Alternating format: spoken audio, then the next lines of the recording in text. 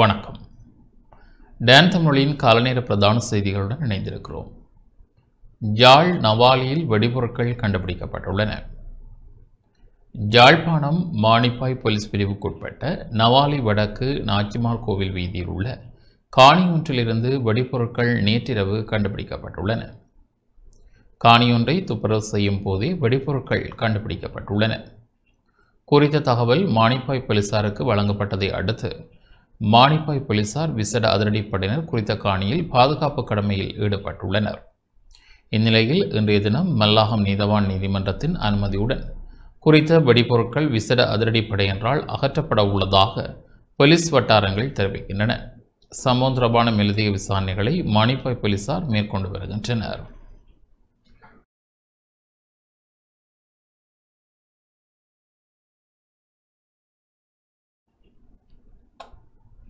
கிளிநொச்சியில் இடம்பெற்ற விபத்தில் இருவர் காயமடைந்துள்ளனர். ஏனையின் வீதி கிளிநொச்சி முகமாலை வேம்படுகேணி பகுதியில் இடம்பெற்ற விபத்தில் இருவர் காயமடைந்துள்ளனர். புகையிரத கடவைக்கு அண்மித்த பகுதியில் டிப்பர் வாகனங்கள் 2 எதிரெதிர் திசையில் மோதி விபத்துக்குள்ளாகின. இதன்போது புகையிரத பாதையில் டிப்பர் வாகனம் தடம் புரண்டதால் ஜேசிபி வாகனம் மூலம் டிப்பர் வாகனம் அப்புறப்படுத்தப்பட்டது. யாழ்ப்பாணத்திலிருந்து பயணித்த டிப்பர் வாகனமும் கிளிநொச்சியிலிருந்து பயணித்த டிப்பர் வாகனமும் எதிரெதிர் திசையில் மோதியே குறித்த விபத்து இடம்பெற்றுள்ளது. யாழ்ப்பாணத்திலிருந்து வவுனியா நோக்கி பயணித்த பேருந்து மக்களை இறக்குவதற்கு குறித்த பகுதியில் நின்ற போது அதனை டிப்பர் வாகனம் முந்தி செல்ல முற்பட்ட போதே இவ்வனத்தம் இடம்பெற்றது. டிப்பர் வாகன சாரதிகள் காயங்களுடன் பளை பிரதேச வைத்தியசாலையில் அனுமதிக்கப்பட்டுள்ள நிலையில் சம்பவம் தொடர்பாக பளை போலீசார் விசாரணைகளை மேற்கொண்டு வருகின்றனர்.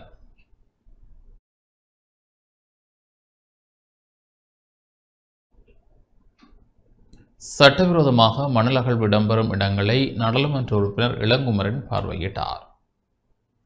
யாழ் வடமராட்சி கிழக்கு பிரதேச பகுதியில் சட்டவிரோதமாக மணல் அகழ்வு இடம்பெறும் இடங்களை நாடாளுமன்ற உறுப்பினர் இளங்குமரன் பார்வையிட்டார். யாழ் வடமராட்சி கிழக்கு பிரதேச பகுதியில் தற்பொழுது சட்டவிரோதமாக மண் விநியோகம் அதிகளவு இடம்பெற்று வருவதாக மக்கள் குற்றம் சுமத்தியுள்ளனர். இச்சம்பவம் தொடர்பாக பல முறைப்பாடுகள் மருதங்கணி போலீசாருக்கு கிடைக்கப்பெற்றும் அது தொடர்பாக எந்த விதமான நடவடிக்கைகளும் எடுக்காத நிலையில் நேற்றைய தினம் வீடமைப்பு அதிகார சபையினரால் வழங்கப்பட்ட வீடுகள் கையளிப்பு நிகழ்வுக்கு வருகின்ற நாடாளுமன்ற உறுப்பினரும் வடமராட்சி கிழக்கு பிரதேச அபிவிருத்தி குழு தலைவருமான இளங்குமரன் சட்டவிரோதமாக மணல் விநியோகம் செய்யப்படும் இடத்துக்கு சென்றார். அங்கு சென்று மணல் அகழ்வு இடம்பெறும் பிரதேசங்களை பார்வையிட்டு இச்சட்டவிரோதமான செயற்பாடுகளில் ஈடுபட்டு வரும் நபர்கள் தொடர்பான தகவல்களை திரட்டி சென்றுள்ளார். குறித்த பிரதேசத்தின் அருகாமையில் போலீஸ் நிலையம் இருப்பதால் சட்டவிரோதமான செயற்பாடுகளில் போலீசாருக்கும் தொடர்பு இருக்கும் என கூறி அவர்கள் சம்பந்தமாகவும் உடனடியாக நடவடிக்கை எடுக்கப்படும் எனவும் கூறினார். இவ்வாறான சட்டவிரோதமான நடவடிக்கைகளை கட்டுப்படுத்த பொதுமக்களும் தமக்கு உதவி செய்ய வேண்டும் என்றும் கேட்டுக்கொண்டார். பெறுமதிசேர் வரியை ரத்து செய்ய வேண்டாம் என எதிர்க்கட்சித் தலைவர் சயித் பிரேமதாச வலியுறுத்தியுள்ளார். இலகுபடுத்தப்பட்ட பெறுமதிசேர் வரி ரத்து செய்ய வேண்டாம், இது நாட்டின் ஏற்றுமதி சார்ந்த தொழில் முயற்சியாளர்களுக்கு பாதகமான நிலைமையை ஏற்படுத்தும் என எதிர்க்கட்சித் தலைவர் சயித் பிரேமதாச சர்வதேச நாணய நிதிய பிரதிகளுடனான சந்திப்பில் தெரிவித்துள்ளார்.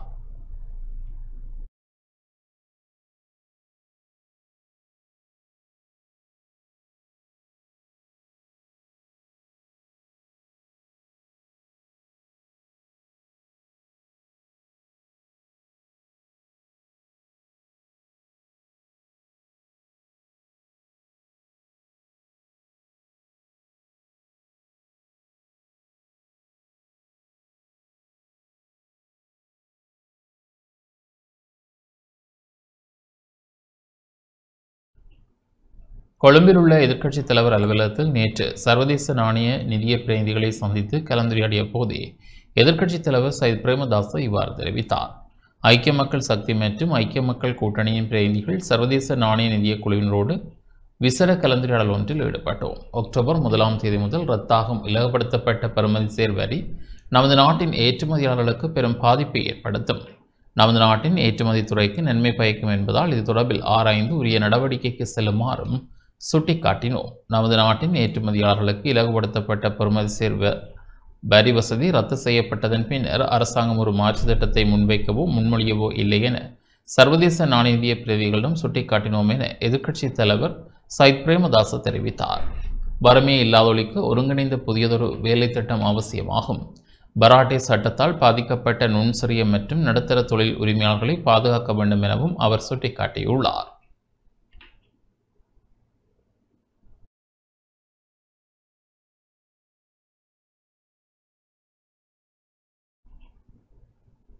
குற்றச்சாட்டுகளுக்கான ஆதாரங்கள் இருப்பின் முறையிட முடியும் என லஞ்ச ஊழல் ஆணைக்குழுவின் பணிப்பாளர் நாயகம் ரங்க திசாநாயக்க தெரிவித்துள்ளார். குற்றச்சாட்டுகளுக்கான ஆதாரங்கள் இருப்பின் முறையிடுமாறு லஞ்ச ஊழல் ஆணைக்குழுவின் பணிப்பாளர் நாயகம் ரங்க திசாநாயக்க தெரிவித்துள்ளார். கொழும்பில் நேற்று இடம்பெற்ற ஊடகவியலாளர் சந்திப்பின் போதே அவர் இதனை தெரிவித்துள்ளார். நந்தன குணதிலக்க, உதய கமன்பில உள்ளிட்டோர் பொது வழியில் குற்றச்சாட்டுகளை முன்வைக்கின்றனர். உண்மையில் ஆதாரம் இருந்தால் நீதி சேவை ஆணையத்திடம் அல்லது அரசமைப்பு பிரிவிடம் முறையிடுமாறும், மாறாக ஊடகங்களிடம் பேச வேண்டாம். அர்ஜுன மகேந்திரன் வழக்கு விசாரணைகள் குறித்த குற்றச்சாட்டுகளும் தவறானவையாகும்.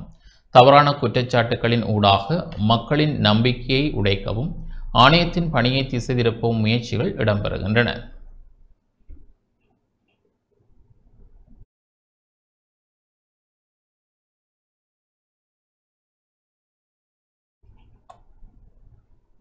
மஹிந்த மீது குற்றச்சாட்டுக்களை முன்வைக்க அரசாங்கம் முயற்சிப்பதாக சட்டத்தரணி மனோஜ் நாணயக்கார தெரிவித்துள்ளார்.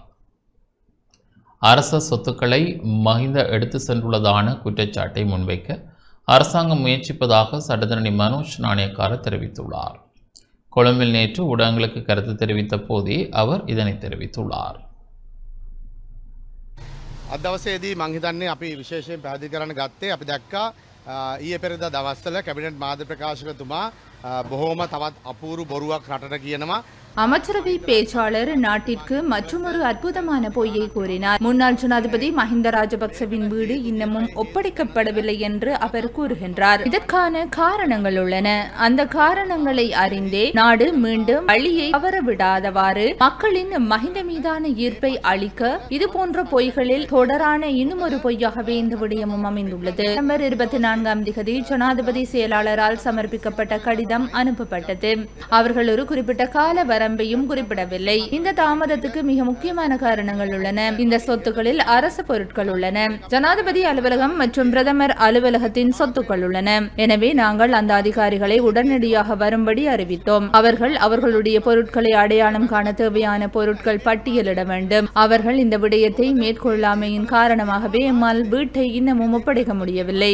அதனால் அந்த சொத்துக்களை சரியாக முத்திரையிட்டு பட்டியலிடுமாறு கூறினோம். அதன் பிறகு அனைத்து நடவடிக்கைகளும் செய்யப்பட்ட பிறகு ஜனாதிபதி மஹிந்தவின் சொத்துக்களை எடுத்துச் செல்லலாம். பொருட்களை எடுத்துச் செல்லும் பொழுது அரசு பொருட்களை எடுத்துச் செல்கின்றோம் என்று பொதுமக்களுக்கு குறிப்பிடக்கூடிய சந்தர்ப்பங்களும் இருக்கின்றன. ඉන්වෙන්ට්‍රිය ප්‍රකාරව අවශ්‍ය නියමිත තමන්ගේ බඩු භාණ්ඩ හඳුනාගෙන ඒවා සලකුණු කරන්න කියලා අපි දැනුම් දීලා තිබුණා.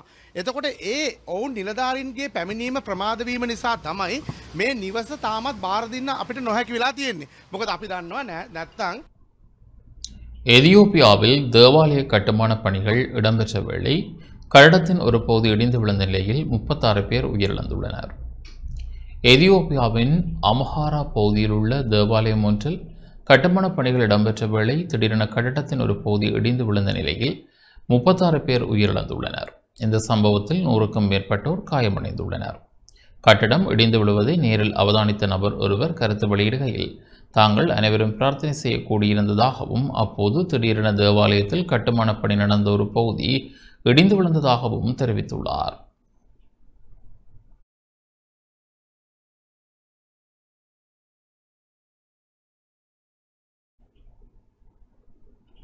காசாவுக்கு மனிதாபிமான உதவிகளை கொண்டு செல்ல முயன்ற 13 கப்பல்களை இஸ்ரேலிய படைகள் தடுத்து நிறுத்தியுள்ளன. காசா பகுதிக்கு மனிதாபிமான உதவிகளை கொண்டு செல்ல முயன்ற குளோபல் ஃபிஷ் புளோட்டலாவை சேர்ந்த 13 கப்பல்களை இஸ்ரேலிய படைகள் தடுத்து நிறுத்தி பறிமுதல் செய்துள்ளன. 37 நாடுகளைச் சேர்ந்த 201க்கும் மேற்பட்டோர் கப்பலில் தடுத்து வைக்கப்பட்டுள்ளதாக சர்வதேச ஊடகங்கள் செய்தி வெளியிட்டுள்ளன. கடற்படையில் உள்ள ஸ்வீடிஷ் ஆர்வலர் கிரேட்டா துன்பெர்க்கும் கைது செய்யப்பட்டுள்ளார். கைது செய்யப்பட்டவர்களில் ஸ்பெயின் நாட்டைச் சேர்ந்த 30 பேர், இத்தாலியைச் சேர்ந்த 22 பேர், துருக்கியைச் சேர்ந்த 21 பேர் மற்றும் மலேசியாவைச் சேர்ந்த 12 பேர் அடங்குகின்றனர். இருப்பினும் மீதமுள்ள 30 கப்பல்கள் தங்கள் பயணத்தை கைவிடாமல் காசா பகுதிக்கு தங்கள் பயணத்தை தொடரும் என கடற்படை அமைப்பாளர்கள் தெரிவித்துள்ளனர்.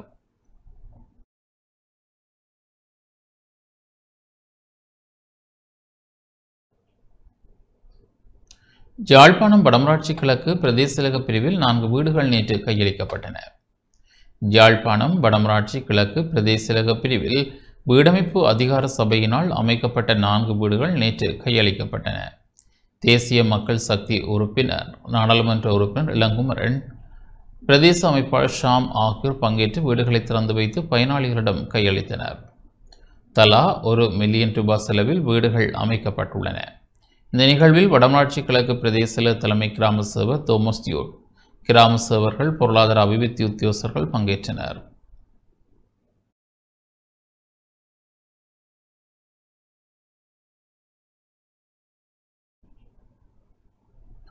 யாழ்ப்பாணம் பருத்தித்துறை பிரதேச செயலக பிரிவில் 2 வீடுகள் நேற்று கையளிக்கப்பட்டன.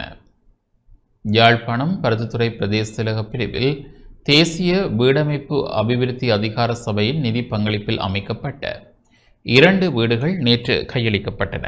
தலா 1 மில்லியன் ரூபாய் நிதி பங்களிப்பில் துன்னாலை வடக்கு மற்றும் புலோலி மந்திகை பகுதிகளில் அமைக்கப்பட்ட வீடுகளை நாடாளுமன்ற உறுப்பினர் ஜெயச்சந்திரமூர்த்தி ரஜீவன் திறந்து வைத்தார். இந்த நிகழ்வில் பருத்தித்துறை பிரதேச செயலாளர் நானா திருலிங்கநாதன், பிரதேச செயலக உத்தியோகஸ்தர்கள், கிராம அலுவலர்கள், தேசிய வீடமைப்பு அபிவிருத்தி அதிகார சபை அதிகாரிகள் பங்கேற்றனர். இந்த அரசாங்கத்துடைய காலத்திலே யாழ்ப்பாணம் மாவட்டத்திலே பல மக்களுக்கு வீடுகள் இன்னும் போதாமல் இருக்கின்றது. எனவே அந்த துரித கதியில் அவருடைய விவரங்கள் சேகரிக்கப்பட்டு அவர்களுக்கும் இந்த வீடுகளை வழங்க வேண்டும், அதற்கான முயற்சிகளை நாங்கள் ஈடுபட்டிருக்கின்றோம். அதேபோன்று கடந்த காலங்களில் பல நூற்றுக்கணக்கான வீடுகள் அரசியல் நோக்கத்துக்காக வழங்கப்பட்டு அது இப்பொழுது குறையிலே அல்லது பாதியிலே அல்லது அத்திவாரத்தோடு அல்லது கட்டப்படாமல் காணப்படுகின்றது. அப்பத்த நிலையிலே பல கடன் எடுத்து வங்கியிலிருந்தும் லோனை பெற்று இன்றைக்கு அவர்கள் நிற்கதியான நிலையிலே இருக்கின்றார்கள்.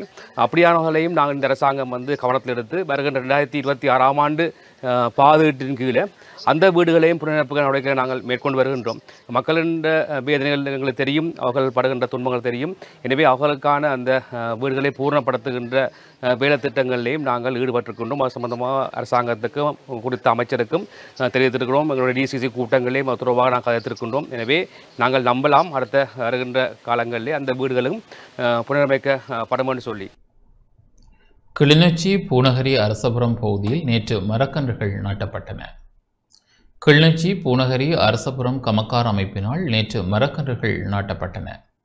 கால்நடைக்கு சீரமைவான நீர்ப்பாசன விவசாய திட்டத்தினால் வெள்ளிநீர் தொடர் தொகுதியின் முகாமைத்துவ திட்டத்தின் கீழ் சித்தனோடை மேல் வெள்ளிநீர் தொடர் தொகுதியில் அரசபுரம் பகுதியில் மரக்கன்றுகள் நாட்டப்பட்டன. வேம்பு மற்றும் மருதுமரம் உள்ளடங்கலாக 300 மரக்கன்றுகள் நாட்டப்பட்டன. இதில் எந்திரி டி பிரதீப் மற்றும் கமில்லா அபிவிருத்தி உத்தியோகஸ்தர்கள், குணசீலன் திணைக்கள உத்தியோகஸ்தர்கள் மற்றும் அப்பகுதி மக்கள் பங்கேற்றனர். 2 வெளிநீர் தொடர் தொகுதிகளில் ஏற்கனவே மரங்கள் நாட்டப்பட்ட நிலையில் தொடர்ந்தும் ஏனைய வெளிநீர் தொடர் தொகுதிகளில் மரநடுகை முன்னெடுக்கப்பட உள்ளது.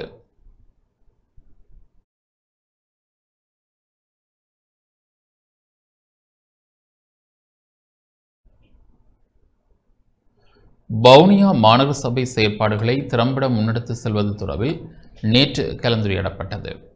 வவுனியா மாநகர சபை செயற்பாடுகளை திறம்பட முன்னெடுத்து செல்வது தொடர்பில் ஆளும் கட்சியைச் சேர்ந்த முக்கியஸ்தர்கள் நேற்று மாநகர சபை உறுப்பினர்களுடன் கலந்துரையாடலில் ஈடுபட்டனர். ஆளும் கட்சி உறுப்பினர்களுக்கு இடையில் உள்ள முரண்பாடுகளை களைந்து அவர்களுக்கான நிதி ஒதுக்கீடுகளை சீரான முறையில் வழங்குவது தொடர்பில் ஆளுநர் கட்சிக்கு ஆதரவாக செயற்பட்ட கட்சியின் முக்கியஸ்தர்கள் வவுனியாவில் உள்ள ஆளும் கட்சிக்கு ஆதரவாக செயற்பட்ட கட்சியின் முக்கியஸ்தர்கள் வவுனியாவில் உள்ள தனியார் விருந்தினர் விடுதியில் நேற்று கலந்துரையாடலில் ஈடுபட்டனர். இந்த கலந்துரையாடலில் வவுனியா மாநகர சபை முதல்வர் உட்பட ஆளும் கட்சி உறுப்பினர்கள் பங்கேற்றனர். அத்துடன் கட்சிகளின் சார்பில் இலங்கை தமிழ்சு கட்சி சார்பில் நாடாளுமன்ற உறுப்பினர் பண சத்தியலிங்கம், தமிழீழ விடுதலை இயக்கம் சார்பில் அதன் தலைவர் நாடாளுமன்ற உறுப்பினர் செல்வம் அடைக்கலநாதன், ஸ்ரீச்செல்லோ சார்பில் அதன் தலைவர் பண உதயராசா, ஜனநாயக போராளர் கட்சியின் சார்பில் கானா துளசி, தமிழ் காங்கிரஸ் சார்பில் மாவட்ட ஒருங்கிணைப்பாளர் எஸ் தவுபாலன், அகில இலங்கை மக்கள் சக்தி சார்பில் அதன் பங்காளி கட்சியான அகில இலங்கை மக்கள் காங்கிரஸ் மாநகர சபை உறுப்பினர்கள் பங்கேற்றனர். இதன்போது பல முடிவுகள் சாதகமாக எட்டப்பட்டதாக நாடாளுமன்ற உறுப்பினர் செல்வம் அடைக்கலநாதன் தெரிவித்தார். சில இடங்களிலே அங்கத்தவர்கள் குறை கூறினார்கள், தங்களுடைய ஏரியாவுக்குள் வேலைகள் நடக்கின்ற போது தங்களுக்கு தெரியவில்லை என்று. அப்படியான நிலவரங்களையும் தவிர்த்து எல்லோரையும், குறிப்பாக இந்த சபையை உருவாக்கி இத்தனை கட்சிகளுடைய பிரதிநிதிகளுக்கும் முன்னுரிமை அடிப்படையிலே செயல்படுத்த வேண்டும் என்று நாங்கள் முடிவெடுத்திருக்கிறோம். அதைவிட ஒவ்வொரு கூட்டத்திற்கும் முதல் நாள் ஒவ்வொரு கட்சியினுடைய அங்கத்தவர்கள் ஒரு ஆலோசனை கூட்டத்தை நடத்துகின்ற சூழலிலே அவர்கள் கலந்து கொள்வார்கள் என்ற ஒரு முடிவையும் நாங்கள் எடுத்திருந்தோம். பலதரப்பட்ட மைதானங்கள் சம்பந்தமான விடயங்கள் கலந்துரையாடப்பட்டது. அதற்கான இறுதி முடிவை நாங்கள் எடுத்திருக்கிறோம். இப்படியான பல விடயங்களை நாங்கள் கலந்து ஆலோசித்து ஒரு இணக்கப்பாட்டுக்கு வந்திருக்கிறோம். இந்த ஒரு பிரச்சனையும் இல்லாமல் 3 மாதத்துக்கு ஒருக்கா இந்த அனைத்து கட்சிகளும் ஒன்றிணைந்து பேசுவது என்பதும், ஒவ்வொரு கூட்டம் நடைபெறுவதற்கு முதல் நாள் ஒவ்வொரு கட்சியினுடைய அங்கத்தவர்கள் அந்த ஆலோசனை கூட்டத்திலே கலந்து கொண்டு ஆலோசனை வழங்குவதற்கான முடிவாக முடிவெட்டப்பட்டது. மாநகர சபை வேலை திட்டங்கள், மாநகர சபையாக நாங்கள் முன்வைத்த நிபந்தனைகள் எவ்வாறு முன்னெடுத்து செல்லப்படுகின்றது என்ற பல பிரச்சனைகள் பேசப்பட்டது. குறிப்பாக மாநகர சபையில் எங்களின் கட்சிக்கு தொடரப்பட்ட வழக்கு சம்பந்தமான விடயங்களும் இன்றைக்கு தெரியப்படுத்த வேண்டிய தேவைக்காக எல்லா கட்சியிலும் அதை நாங்கள் தெரியப்படுத்துகின்றோம். நீதிமன்றத்தில் ஒரு மாநகர சபைக்கு எதிராகவும் எங்கள் உறுப்பினருக்கு எதிராகவும் வழக்கு பதிவு செய்திருக்கிறது. அந்த வழக்கு சம்பந்தமான கலந்துரையாடலை நான் இதில் முன்வைக்கினேன். எப்படியாக நாங்கள் அந்த வழக்கை கொண்டு சென்றிருக்கிறது. அது தொடர்ந்து இணைய கட்சிகளுக்குள் முரண்பாடு இல்லாமல் இந்த சபையை எப்படி நாங்கள் கொண்டு செலுத்த வேண்டும், எவ்வாறான வேலை திட்டங்களை நாங்கள் மக்கள் மத்தியில் முன்னெடுத்து செல்ல வேண்டும் என்ற பல பிரச்சனைகள். யாழ்ப்பாணம் கைதடியில் புதிய அஞ்சல் அலுவலகம் அமைப்பதற்கான அடிக்கல் நேற்று நாட்டி வைக்கப்பட்டது. யாழ்ப்பாணம் கைதடியில் புதிய அஞ்சல் அலுவலகம் அமைப்பதற்கான அடிக்கல் நேற்று மக்கள் பிரதிநிதிகளால் நாட்டி வைக்கப்பட்டது. 28 மில்லியன் ரூபாய் செலவில் புதிய அஞ்சல் அலுவலக கட்டிடம் அமைக்கப்பட உள்ளது. இந்த நிகழ்வில் கடற்றொழில் அமைச்சர் ஈனா சந்திரசேகர், நாடாளுமன்ற உறுப்பினர் கனா இளங்குமரன், அஞ்சல்மா அதிபர் தென்மராட்சி பிரதேச செயலாளர் ஆகியோர் பங்கேற்று கட்டிடத்திற்கான அடிக்கல்லை நாட்டி வைத்தனர். அபிவிருத்தி என்பது இந்த எமது அரசாங்கத்தை பொறுத்தவரைக்கும் வடபகுதிக்கு அதுவும் சிறந்த அபிவிருத்திகளை செய்ய வேண்டும் என்று எத்தனைப்புடன் இருக்கின்றன. அதே நேரம் அரச ஊழியர்களும் இன்று வட மாகாணத்தை முன்னேற்ற வேண்டும் என்ற நிலப்பாடு மற்ற மாகாணத்துடன் ஒப்பிட்டளவில் எமது மாகாணத்தை முன்னேற்றுவதற்கு கடும் அர்ப்பணிப்புடன் செயல்பட்டு வருகிறார்கள். ஏனென்றால் உங்களுக்கு தெரியும், அரசாங்கம் ஆட்சி அமைத்து 6ஆம் மாதத்துக்கு பிறகு பட்ஜெட் வந்தது. பட்ஜெட் வந்த நிதி குறுகிய காலத்தில் திரும்பி போகாத அளவுக்கு செய்து முடிக்க வேண்டும் என்று அரசு உத்தியோகத்தர்கள் எத்தனைப்புடன் இருக்கிறார்கள். அந்த எத்தனைப்பு என்பது என்னென்று ஏற்படுகின்றால், முன்னைய காலத்தில் அரசியல் தலையீடுகள் அதிகமாக இருந்தது. ஆனால் இன்று அரச ஊழியர்களுக்கு அரசியல் தலையீடு என்பது இல்லாமல் போயிருக்கிறது. அவர்கள் சுயமாக சிந்தித்து அவர்களது நிதிகளை பூரணமாக நிறைவேற்ற வேண்டும் என்று அர்ப்பணிப்புடன் இருக்கிறார். அதே நேரம் அரசாங்கங்களும் நிதிகளை உடனடியாக விடுவிக்கிறது. ஒதுக்கி போட்டு விடுவிக்காம இல்லை, நிதிகளை விடுவித்திருக்கிறது. ஏனென்றால் இன்று எங்களுக்கு தெரியும், வீட்டு திட்டத்துக்கு ஒதுக்கிய நிதிகள் கூட துரிதமாக நாங்கள் விடுவித்த நிமித்தமாக இன்று வீடுகள் குறுகிய காலத்தில் கட்டி முடிக்கப்பட்டிருக்கிறது. இந்த அரசு துறையை ஒரு ஒழுங்கு முறைக்கு கொண்டு வர வேண்டும். அதனால்தான் நாங்க வேறு காலங்களுக்கு பட்டதாரிகளுக்கு தொழில் வழங்கி கொண்ட போது பட்டதாரிகள் தொழில் வழங்கியாச்சு. அந்த பட்டதாரி என்னத்தை படிச்சான், அவனுக்கு என்ன முடியும் முடியாது என்பதை தேடி பார்க்கலாம்.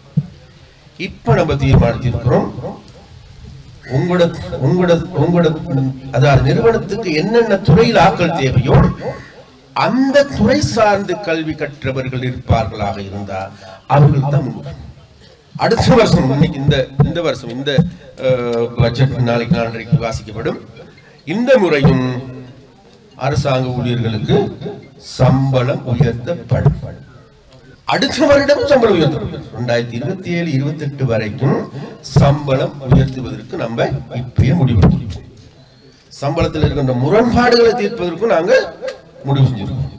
எதிர்வரும் காலம் எல்லா தொழில்துறையும் எல்லாத்துக்கும் கட்டாயம் வச்சாகணும். அப்போ எங்களுக்கு தெரிய வரும் இவ்வளோ நேரம் வேலை செஞ்சிருக்கீங்க செய்யலை என்ன போட்டி என்ன அது என்ன இது என்னங்கிறது தெரிய வரும். அதுக்கெல்லாம் முறை அதுக்காக. இத்துடன் இந்த செய்திகள் நிறைவு பெறுகின்றன. தொடர்ந்தும் எமது நிகழ்ச்சிகளுடன் இணைந்திருங்கள். வணக்கம்.